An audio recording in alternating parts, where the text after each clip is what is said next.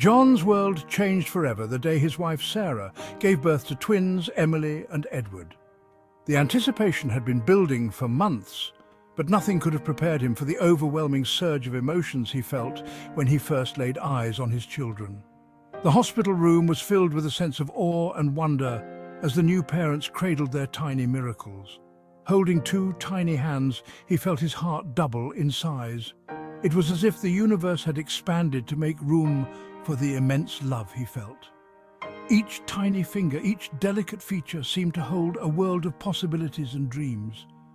John knew that his life had taken on a new, profound meaning.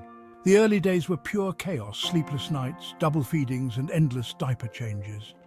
The house was a whirlwind of activity, with bottles, blankets, and baby clothes scattered everywhere. John and Sarah took turns staying up through the night, feeding and soothing their little ones. Despite the exhaustion, there was a sense of teamwork and unity that made every challenge worthwhile. But John wouldn't trade it for anything. Every smile, every coo, every tiny milestone was a reminder of the incredible journey they were on. The sleepless nights and hectic days were a small price to pay for the joy that filled their home. The bond he felt with his children was unlike anything he had ever experienced. One evening, as he bathed the twins, Emily giggled and splashed while Edward calmly watched. The contrast between their personalities was already evident, and it fascinated John. Emily's laughter was infectious, filling the room with a sense of pure, unadulterated joy. Edward's calm demeanor brought a sense of peace and tranquility. John marveled at their unique bond, each so different, yet so connected. He watched as they interacted, their eyes lighting up when they saw each other.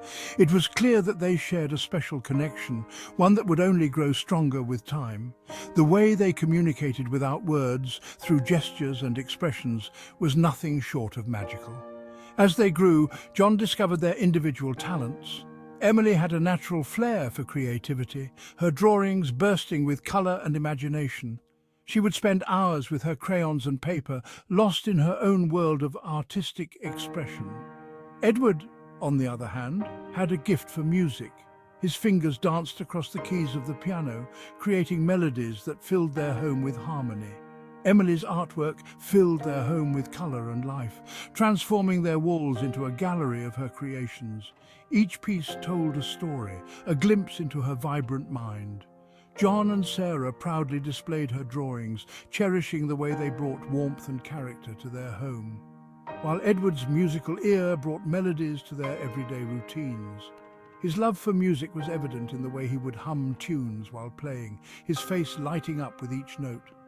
The sound of his piano playing became the soundtrack of their lives, a constant reminder of the beauty and talent that resided within their family. He coached Edward's soccer team and attended Emily's school plays with pride. John found immense joy in being involved in their activities, watching them grow and excel in their passions. Whether it was cheering from the sidelines of a soccer field or applauding in the audience of a school auditorium, he was always there, a pillar of support and encouragement. Sarah would often smile and say, "You're an amazing father, John." Her words were a balm to his soul, a reminder that he was doing something right. The love and admiration in her eyes were all the validation he needed. Together, they navigated the challenges and celebrated the triumphs of parenthood, their bond growing stronger with each passing day. And John would simply nod, knowing that the joy he felt was beyond words. It was a joy that transcended the everyday struggles, a joy that came from the depths of his heart. He knew that being a father was the greatest gift he had ever received, and he cherished every moment of it. On their 10th birthday, John took the twins to the amusement park. It was a day filled with excitement and adventure, a celebration of a decade of love and laughter. The park was alive with the sounds of joy and the sights of colourful rides and attractions. John watched as Emily and Edward's faces lit up with wonder and delight.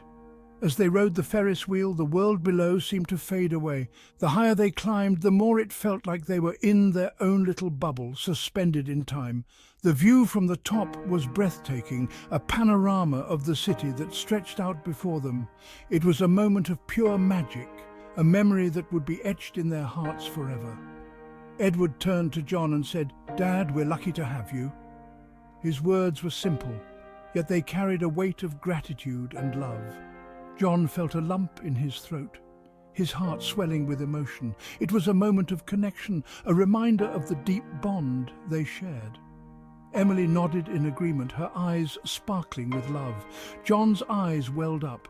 The love he saw in his children's eyes was a reflection of the love he had given them. It was a love that had grown and flourished over the years, a love that was unbreakable and eternal. Being a father of twins wasn't just twice the work, it was twice the joy. Every challenge was met with twice the reward, every struggle with twice the triumph.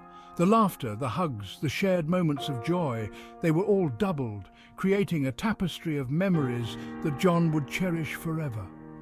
And in that moment, high above the ground, surrounded by the laughter of his children, John knew that his heart was exactly where it belonged.